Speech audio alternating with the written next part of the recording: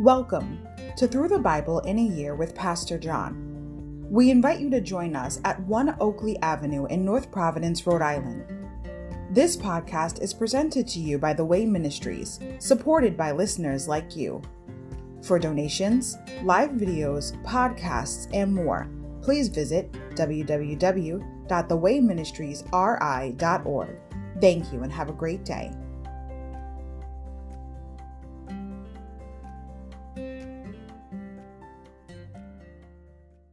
Hi everybody, welcome to Through the Bible in a Year with Pastor John. So glad you could join me today to get a portion of God's Word. Today we're going to begin with day 188, July 6th. Proverbs 22 to 24. Words of wise men. Overview. No one needs wisdom more than those in positions of authority and responsibility. Parents, teachers, civic leaders, and pastors have the same need, skill in making moral, ethical, and spiritual decisions consistent with God's word and will. Why? Because their choices impact not only their lives, but also the lives of those they are attempting to lead into righteous paths of conduct and character. Chapter 22, the king's humility, character. Chapter 23, the king's habits, conduct. Chapter 24, the king's house, consistency. Insight, the eyes of the Lord, Proverbs 22:12. Verse 22:12 literally says that the eyes of the Lord watch over truth and, by implication, those who live by it. Where else does God focus his gaze? Read 2 Chronicles 16:9 and Psalm 34:15 to find out. Insight, good and good for you, Proverbs 22:1. Complete these three verses from today's section to discover some good news. Choose a good blank over great riches, 22:1. Eat blank, for it is good, 24:13. It will go well for those who convict the guilty. Rich, blank, will be showered on them, 24:25. Proverbs 22. Choose a good reputation over great riches. Being held in high esteem is better than silver or gold. The rich and poor have this in common. The Lord made them both. A prudent person foresees danger and takes precautions. The simpleton goes blindly on and suffers the consequences. True humility and fear of the Lord lead to riches, honor, and long life. Corrupt people walk a thorny, treacherous road. Whoever values life will avoid it.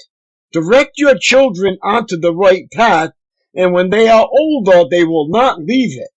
Just as the rich rule the poor, so the borrower is servant to the lender.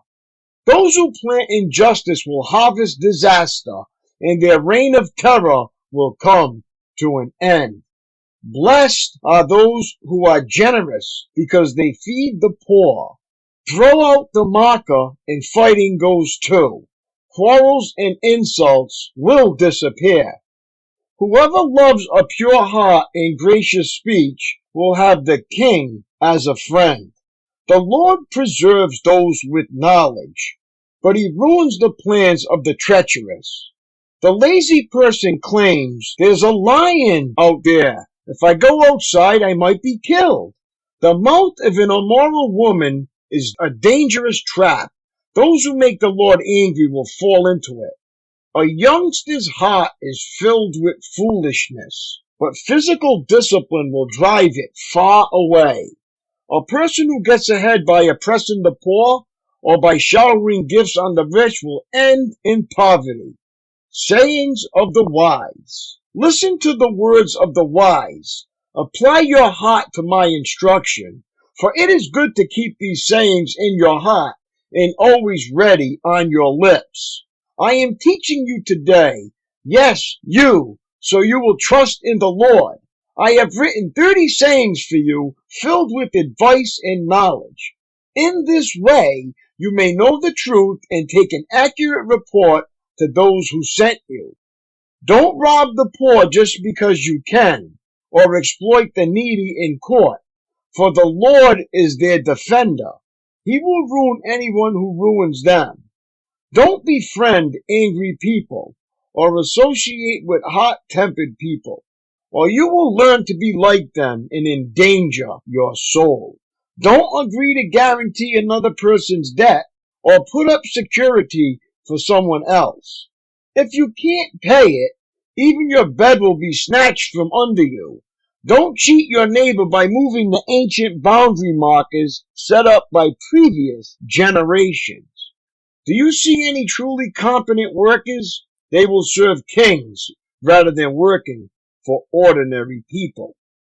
Proverbs 23. While dining with the ruler, pay attention to what is put before you. If you are a big eater, put a knife to your throat. Don't desire all the delicacies, for he might be trying to trick you.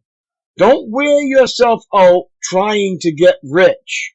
Be wise enough to know when to quit. In the blink of an eye, wealth disappears, for it will sprout wings and fly away like an eagle. Don't eat with people who are stingy. Don't desire their delicacies. They're always thinking about how much it costs. Eat and drink, they say, but they don't mean it. You will throw up what little you've eaten, and your compliments will be wasted. Don't waste your breath on fools, for they will despise the wisest advice. Don't cheat your neighbor by moving the ancient boundary markers. Don't take the land of defenseless orphans, for their Redeemer is strong. He himself will bring their charges against you. Commit yourself to instruction. Listen carefully to words of knowledge. Don't fail to discipline your children. The rod of punishment won't kill them. Physical discipline may well save them from death. My child, if your heart is wise, my own heart will rejoice. Everything in me will celebrate when you speak what is right. Don't envy sinners, but always continue to fear the Lord. You will be rewarded for this. Your hope will not be disappointed. My child, listen and be wise. Keep your heart on the right course. Do not carouse with drunkards or feast with gluttons, for they are on their way to poverty, and too much sleep clothes them in rags. Listen to your father who gave you life, and don't despise your mother when she is old. Get the truth and never sell it. Also get wisdom, discipline, and good judgment. The father of godly children has cause for joy. What a pleasure to have children who are wise. So give your father and mother joy. May she who gave you birth be happy. O son, give me your heart.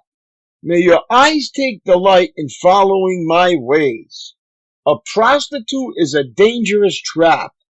A promiscuous woman is as dangerous as falling into a narrow well.